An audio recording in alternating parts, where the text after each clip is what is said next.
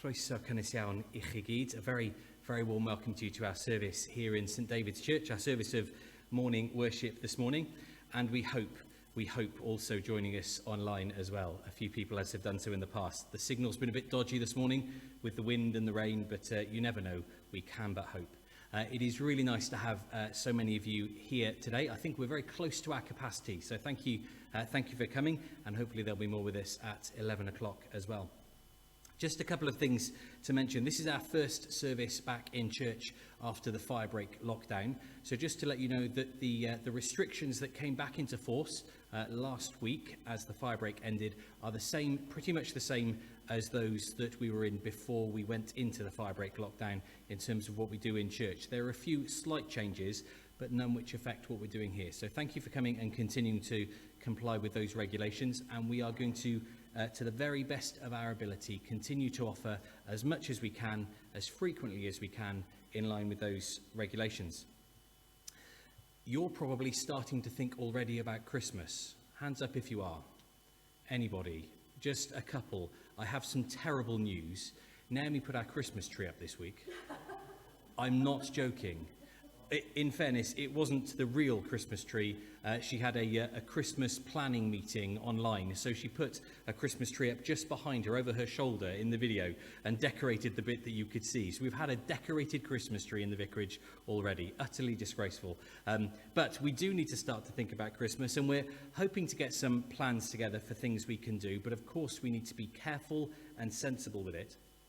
But some of the plans, and this is the best bit of news, some of the plans we think are things where we can ask for your help without necessarily asking you to come and be part of something that would break the regulations. So there are some packs that we need to put together safely and securely with appropriate amount of time between them being used before they're being shared. Just some really simple packs of things. We're hoping to distribute hundreds of angels all around the ministry area for people to find, and we need those packs put together. So if any of you who are here today, or anybody joining us online or on the CDs, that kind of thing, would like to offer your time and help putting some of those packs together in your homes, what we can do is we can bring you the various parts and you can leave them quarantined, as it were, for a period of time before you then come into contact with them, and then we'll just ask you to join them all together, and then we'll come and collect them from you again after an appropriate period of time. That's something that anyone, I think, can do to help with our Christmas activities, one of them at least. There are some other things we're hoping to do, and again, depending on regulations, and actually in one instance, the weather, we're hoping to do a little bit of telling the Christmas story in this part of the world. So please keep your ear to the ground for that information, and if there are things you might like to help with, please do let us know. It would be really good if you could. We have no idea yet whether it's going to be possible to do something like a carol service. I'm hearing of churches all across the nation that are coming up with hundreds after hundreds of creative ideas for how to do carols, and at present I don't think any of them fit with the rules. So we're going to try our best and see what we can possibly do, so keep an ear out for that as well. Just one other thing to mention before I invite Sarah to come and join us for a moment. We have been asked a series of questions by Bishop Andy a couple of months ago as the Ministry Area Council and Ministry team, asking us to reflect on our experience over the last few months and to work together, thinking together for what the right things to do now and in the future will be. And as part of that process, I'm trying to get in touch by phone with as many people as I can around the ministry area. Some of you will already have had a phone call from me. Others will be getting it in the next week or two, I hope. And it's a simple conversation I'd like to have with you about how your experience of church has been over the last few months. Perhaps a little bit as well about how it was before the pandemic arrived, and what your hopes and your concerns might be for the future when we enter whatever new normality we find ourselves in. We'd love to hear from you on those things. So if when I give you a call, you're willing to have that chat with me, I'd be really grateful. If I miss you out, it's not deliberate. So if in a couple of weeks you haven't heard from me, give me a call and let me know, and I'll say, yes, I'd lost your phone number or something like it. So please do listen out for that. And when I phone you, I'm not singling you out. It's not just you I'm calling. I'm trying to call everybody over the next couple of weeks. So please do, please do respond to that if you can. Sarah, would you mind coming and joining us for a moment?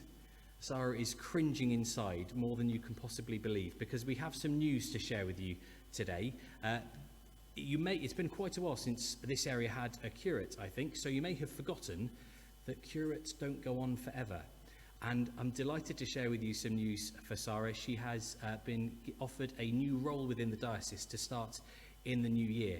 So we'll be congratulating her in a moment, but we'd love to hear what that new role is. Sarah, can you share a bit of that with us?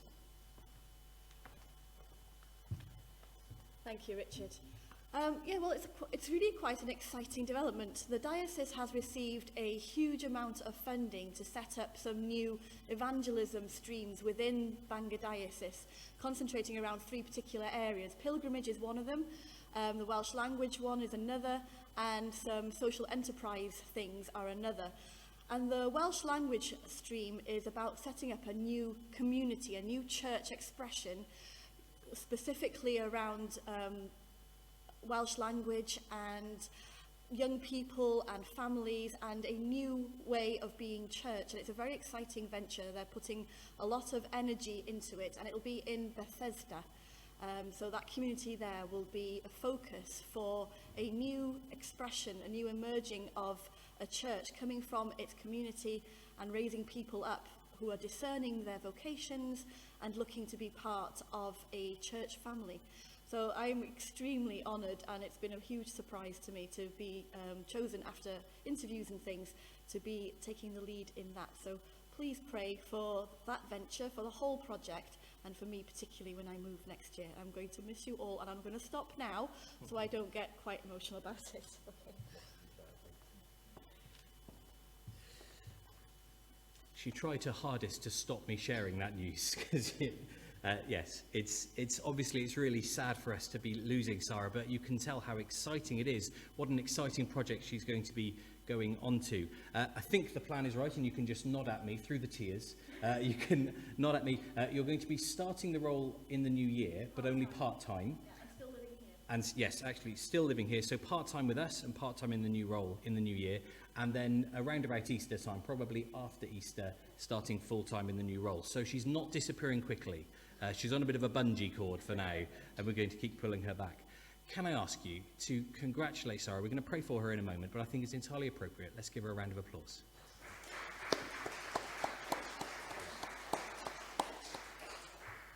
Huge congratulations to you, Sarah. We really look forward to seeing how your ministry develops and continues in that new role, and we're very excited about what that project might bring to the life of the diocese and the church in this area. We'll pray for Sarah a little bit later during our prayers. You should have an order of service with you. You should have had that on the way in. That's for you to keep, take away with you. We don't want it back. It's for you to take away and either keep or destroy if you wish, so no one else is touching them. This is what the Bishop has been preparing over the last few months for us. This is today's version of that for the third Sunday of the Kingdom. So let's just pause for a moment of quiet, and then we'll start our service before a little bit of music.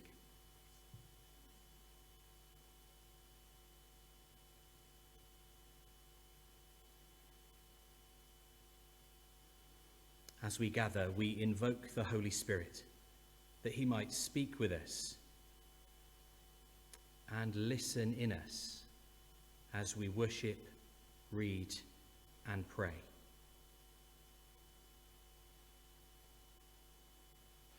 Dyn ni'n dod gyda'i gilydd yn enw'r Tad, a'r Mab, a'r Ysbryd Glân. Amen. Cyn seilio'r byd, fe'n dywysodd yn Christ i fod yn bobl sanctaidd. Un dwy ni un dod yn Christ, ger efron mewn cariad. Gras gogoneddus Duw, yn rhad rhodd i ni yn yr anwyled.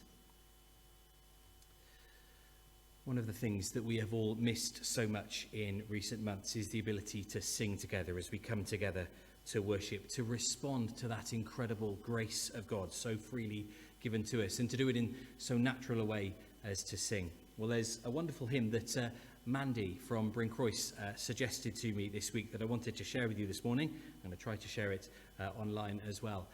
Words that we may well know from an old hymn, How Can I Keep From Singing? Beautifully presented for us. I'm just going to get that ready for us to watch and listen to at the same time. How can I keep from singing? My life flows on in endless song above earth's lamentation. I hear this sweet, though far off hymn that hails a new creation. Through all the tumult endless strife, I hear the music ringing. It finds an echo in my soul. How can I keep from singing? What though my joys and comforts die? The Lord my Savior liveth. What though the darkness gather round?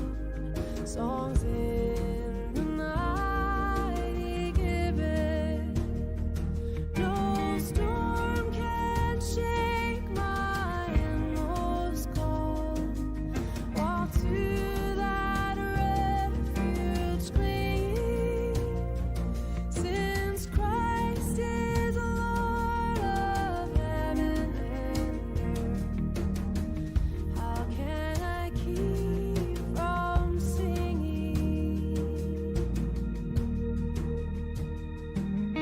I lift my eyes, the cloud grows low.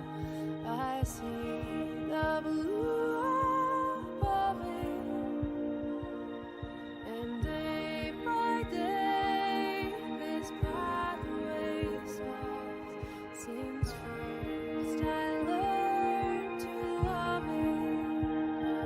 The peace of grace makes fresh my heart, the fountain ever springing. All things are mine since I am His. How can I keep from singing? No storm can shake my inmost calm, while to that refuge clinging, since Christ is Lord of heaven and earth. How can I keep from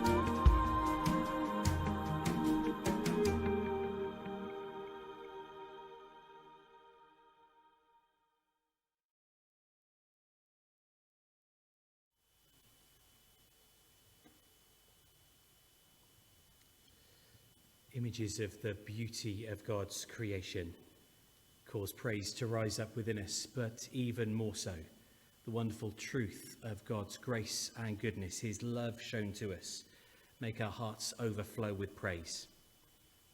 And would that we were able to now turn to sing together. And yet, of course, we can praise God in innumerable ways. In the words of our lips, yes, in the songs of our hearts, but also in the songs of our lives. Our time together this morning is a time to worship, yes, but also to be inspired to worship through the rest of this week, that we might leave this place, that we might come to the end of this service and go on to sing lives of praise to God. Amen. And that God whom we long to praise is a God of mercy and a God of justice. A God who looks at us and knows our frailty, knows our weakness, knows our wrongdoing, and yet loves us still and offers us forgiveness. So let's keep a moment of quiet before our act of confession, our act of contrition, where we ask that we would know that we have received God's forgiveness.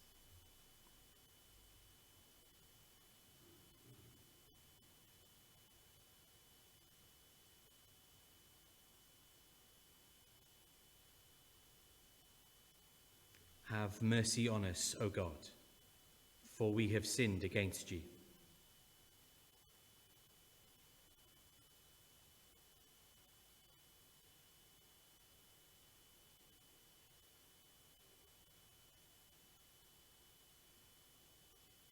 Show us, O God, your mercy, and grant us your salvation.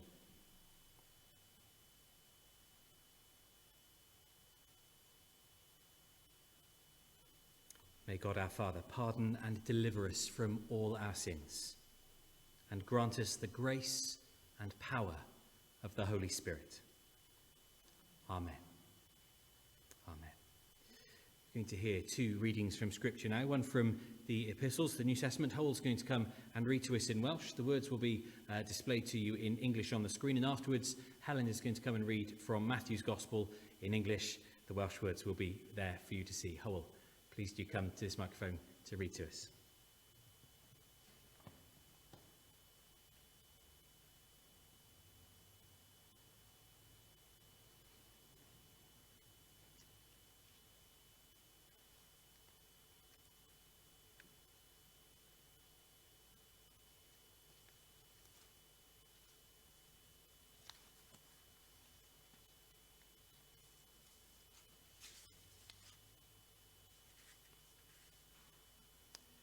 Dyfodiad o'r arglwydd, the coming of the Lord. The letter's written by Paul, but in his preface he says that it actually comes from himself and from Silvanus and from Timotheus. Llythyr cyntaf Paul at y Thessaloniaid. Ynglŷn â'r amseroedd a'r prydiau, brodyr, nid oes arnoch angen I neb ysgrifennu atoch. Oherwydd fe wyddoch eich hunain o'r gorau mai fel lleidr yn y nos y daw dydd yr arglwydd. Pan fod dynion yn dweud, dyma dangnefedd a diogelwch. Dyna pryd y daw dinistr di symwth ar ei gweithaf fel gwewyr esgor ar wraig feichiog, ac ni fydd dim dianc iddynt. Ond nid ydych chwi, frodyr, mewn tywyllwch, i'r dydd eich goddiweddyd fel lleidr. Pobl y goleuni, pobl y dydd, ydych chwi oll. Nid ydym yn perthyn i'r nos, nac i'r tywyllwch. Am hynny, rhaid I ni beidio a chysgu fel y rhelew, ond bod yn effro a sobor. Y rhai sydd yn cysgu, yn y nos y maint yn cysgu. Y rhai sydd yn meddwl, yn y nos y maint yn meddwl, y rhai sydd yn meddwi, yn y nos y maint yn meddwi. Ond gan eich bod ni'n perthyn i'r dydd, gadewch I ni fod yn sobor, gan wisgo amdanom ffydd a chariad yn ddwy froneg, a gobaith iach awdwriaeth yn helm.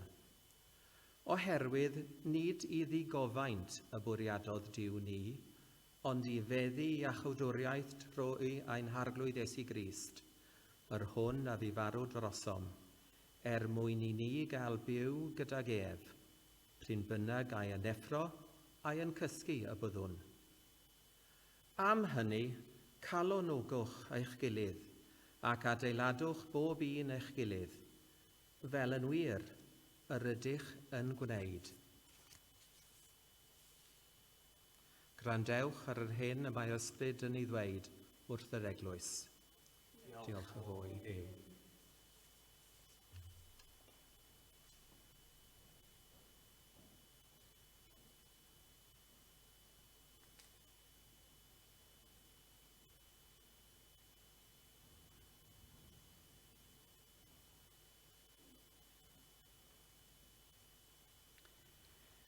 The Gospel reading is from Matthew chapter 25, beginning at verse 14.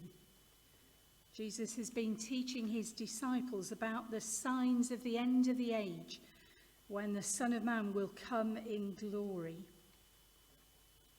Again, it will be like a man going on a journey, who called his servants and entrusted his property to them. To one he gave 5 talents of money, to another 2 talents, and to another 1 talent, each according to his ability. Then he went on his journey.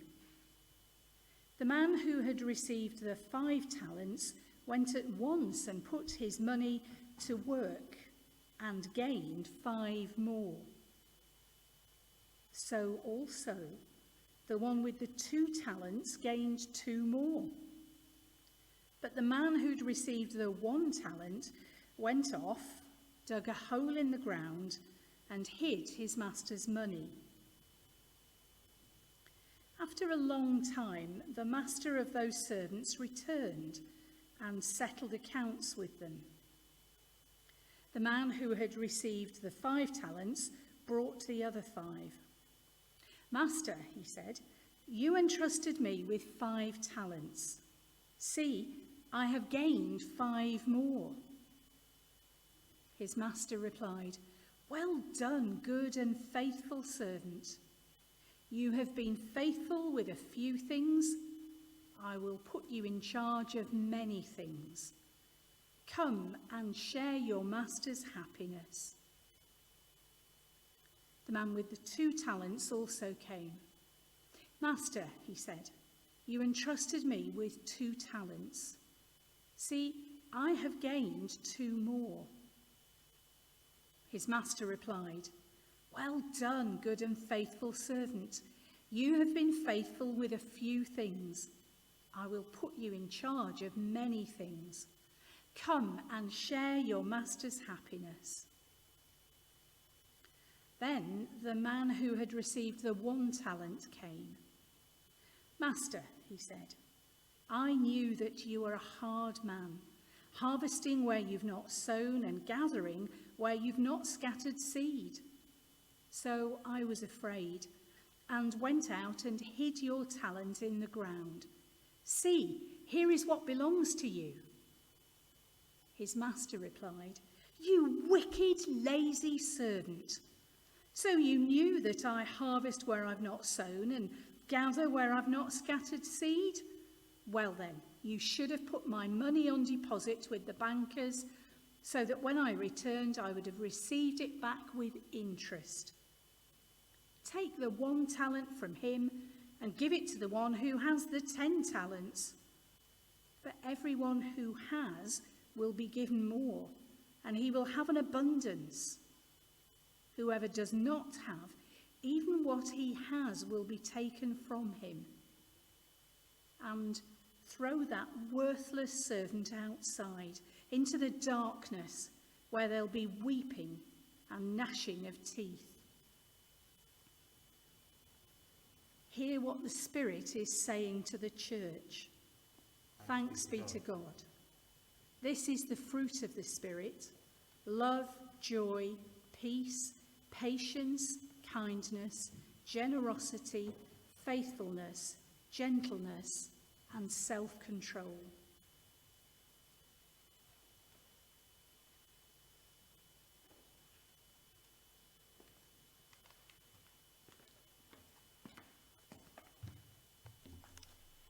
May the words of my mouth and the meditations of all our hearts be acceptable unto thee, our rock and our Redeemer. Amen. Life is a continuous adjustment to the particular time or season we find ourselves in, isn't it? And in our lives we experience many different seasons. And if we are wise, we embrace and endure those seasons according to their nature, knowing that all things pass in time.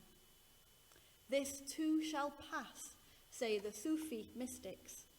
More contemporary and comic wisdom states that this will pass. It might pass like a kidney stone, but it will pass. Those of you who may have experienced that may know of what I speak. Sometimes you have to hold on to any wisdom you can to get through the bad times, or to remind yourself to fully recognise the good times when they are here too. And of course, inevitably, we know, even if we don't want to face it really, that some of those things that pass away may be something we believe in or depend on. And eventually, even ourselves, we too shall pass away. Our season here on earth will come to an end. Now, I don't want to get all maudlin and depressing, not at all. But the reality check that comes with maybe the first white hair or wrinkle or creaky knee is necessary. We have to stop living as though we are immortal and live as authentically mortal and finite, at least in this life. And this moment is necessary because then we have the choice as to how to respond to our time here. What do we build as a legacy for those who come after us? What do we invest our time and energy in? What monuments do we build, or treasures do we collect and store? Now, for some, these goals are not just metaphorical, but a reality. Like the psalmist from Psalm 90 for today says, their cri de coeur is, prosper the works of our hands.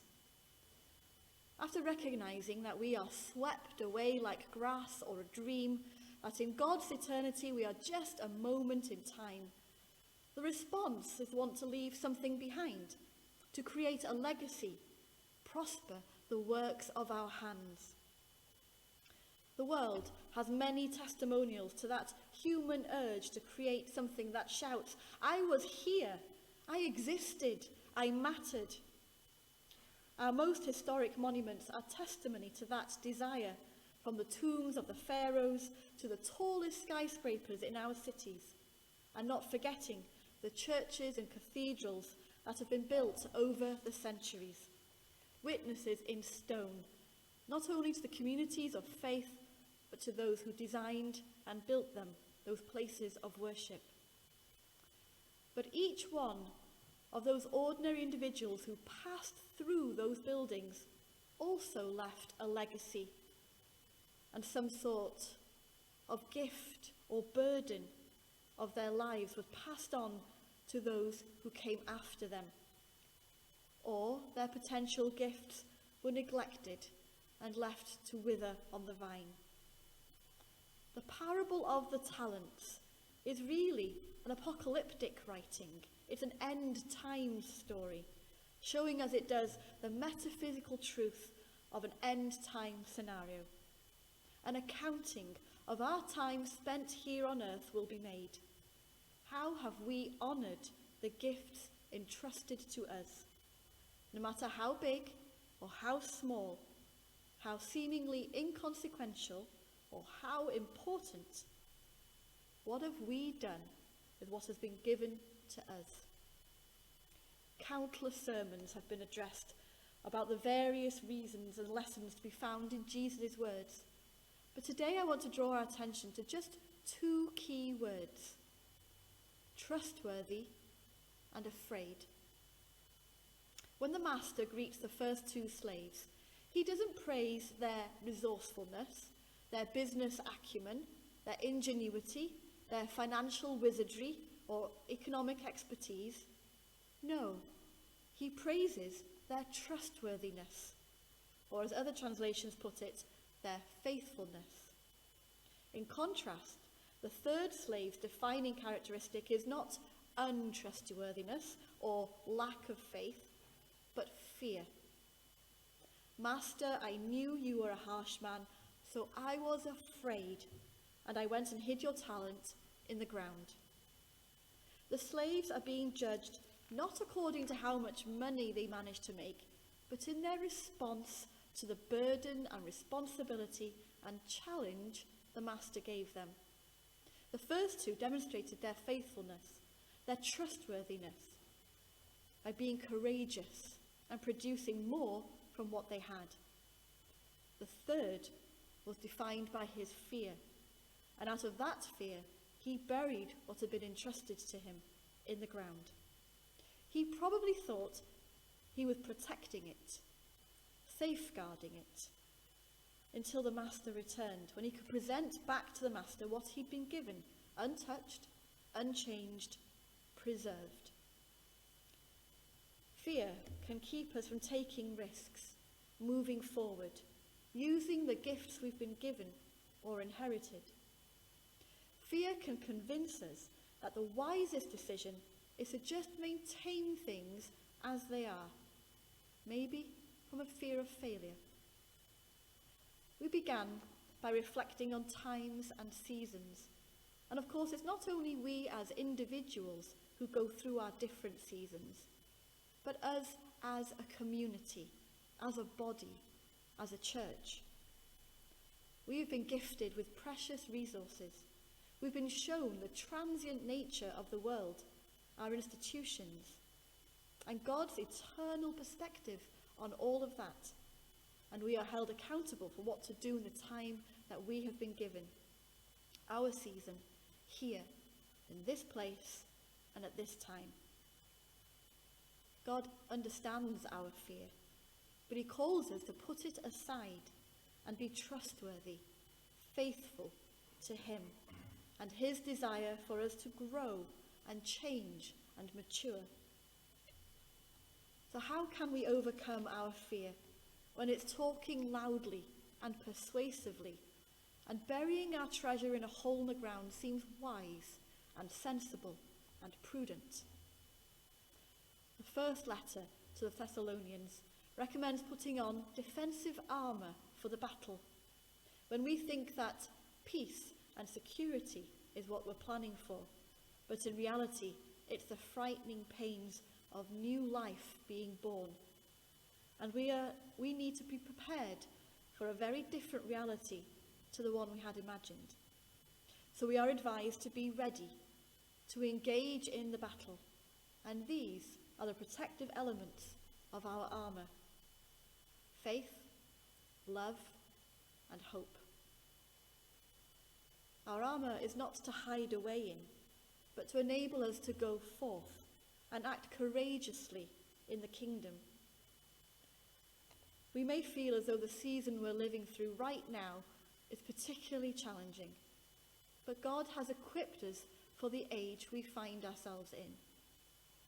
So let's remind ourselves of the final words of our passage from 1 Thessalonians. Therefore, encourage one another and build up each other, as indeed you are doing. Amen.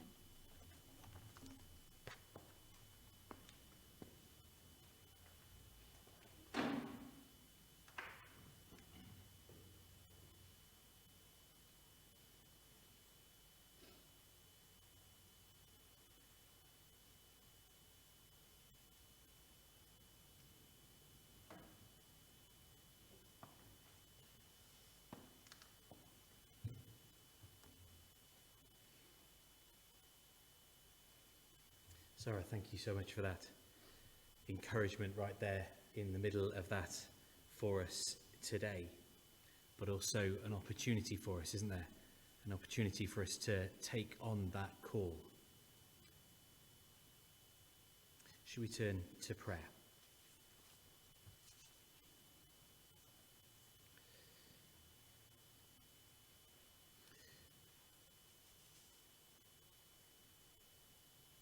Gweddiwn ar y tad, let us pray to the Father. We pray for the unity of the Church in the witness and proclamation of the gospel.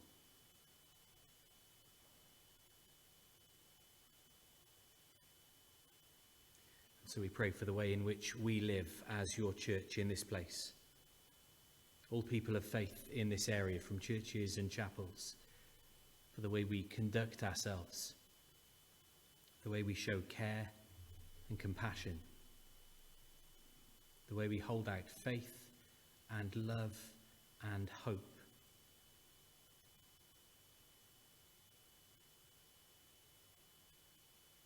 We pray that we would be inspired in our personal, private lives, but also together in our life as your church family.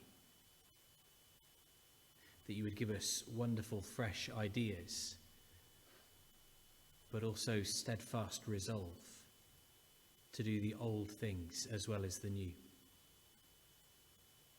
Those things which haven't changed since you first brought your church into being.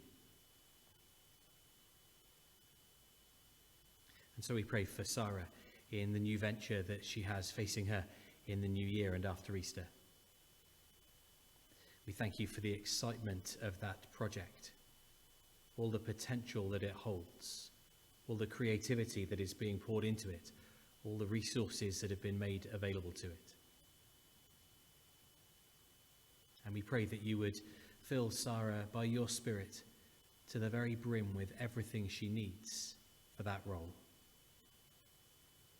And that she would be surrounded by and surround herself with those who can work along with her in what you have called that project to be. We pray for her family in what that move involves for them. We pray that they would know and find blessing in it. We pray to you, our Father. God, have mercy.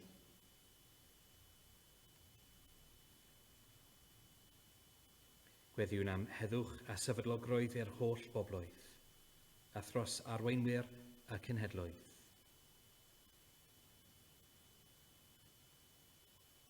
We think this morning particularly of recent events in and near Ethiopia, of the deep disturbance that has reared its head there, of the conflict between peoples, and the casualties it's created. We pray for wisdom and peace in the leaders of those rival communities.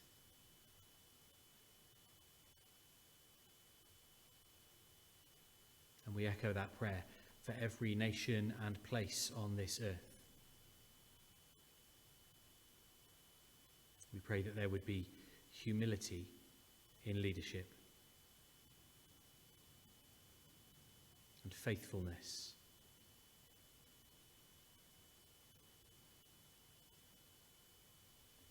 Gweddiwn arna ti ein tad, o Dduw, trigarha.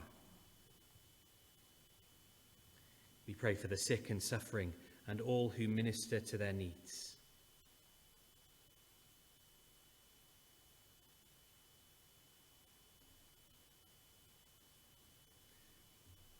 And so we pray for the full width and breadth of the National Health Service and care service in this nation, and indeed across the world.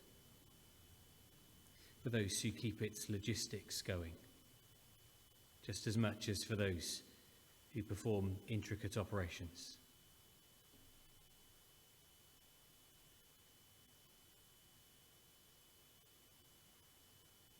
Would we recognise what we should value and fill us with gratitude?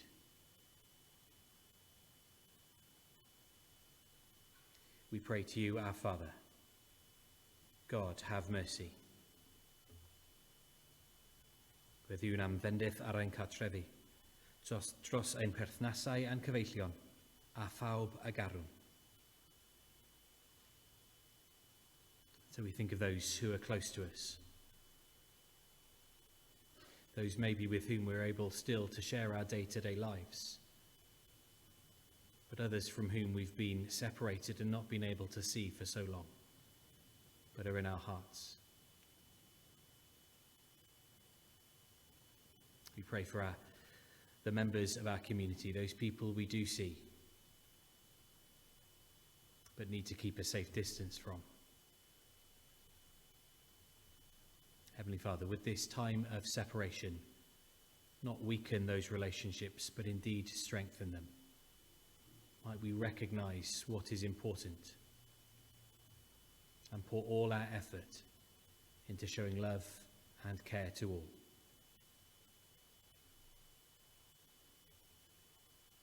Gweddiwn arna ti ein tad, o Dduw, trigger ha.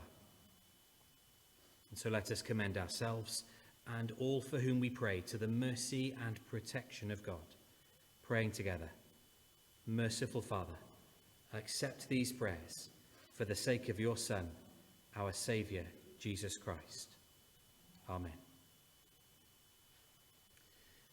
It is to Jesus that we pray. Through Jesus we pray to God, our Father, because in the name of Jesus there is great power, and indeed it is a name that makes things happen, because Jesus himself is God's one and only Son.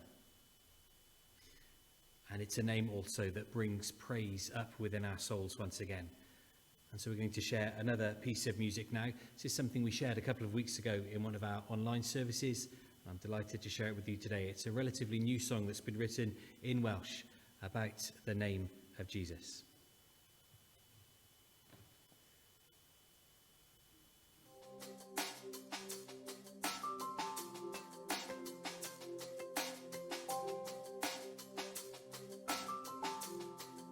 Arglwydd cliw fy ngweddi,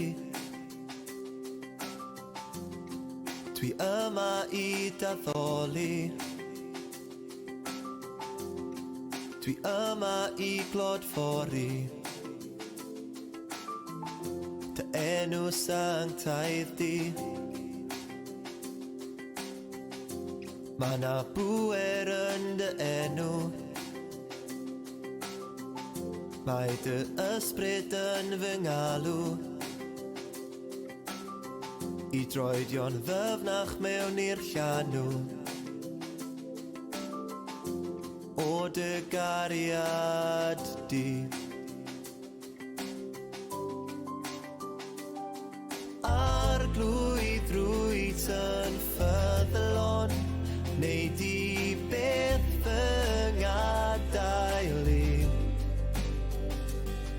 Arglwydd cryf yng nghalon, yw I foli denw di. Iesu Grist yw'r enw, fyddwn ni'n ei godi ffri. Mae bywyd yn nawr i'r meirw, wrth alw ar dy enw di.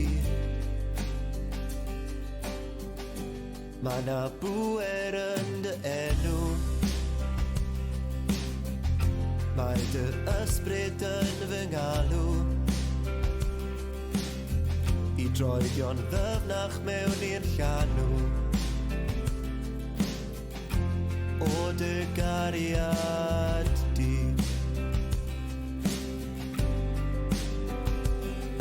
Arglwydd rwyt yn ffyddlon, neu di beth fy ngadael I.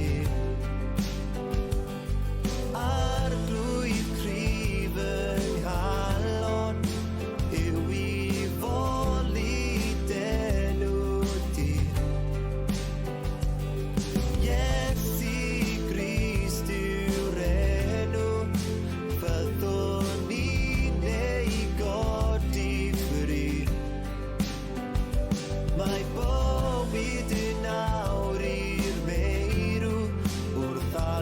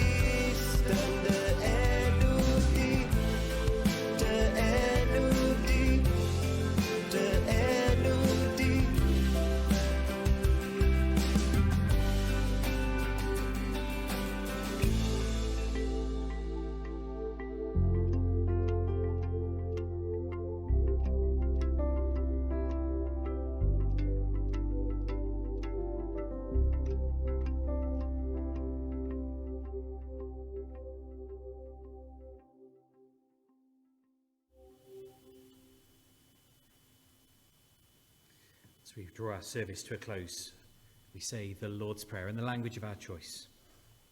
Ein tad, hynwyd yn y nefoedd, sancteiddi'r denw, deled y dernas, gwneled y wyllus, megis yn y nef, felly ar y ddaear hefyd. Dylywyn ni heddiw ein bara bynyddiol, a maddau ni ein dyledion fel y meddewn yn ein dyledwyr. Cnac arwain ni i brofedigaeth, eithir gwared ni rhag drwg, canis eiddo ti o'r dernas a'r gallu a'r gygoniad, yn oes oesoedd. Amen. Byddwch yn eiddgar i gynnal undod yr ysbryd yn rhwymyn tangnefedd. Heavenly Father, whose blessed Son was revealed to destroy the works of the devil and to make us the children of God and heirs of eternal life, grant that we, having this hope, may purify ourselves even as he is pure, that when he shall appear in power and great glory, we may be made like him in his eternal and glorious kingdom.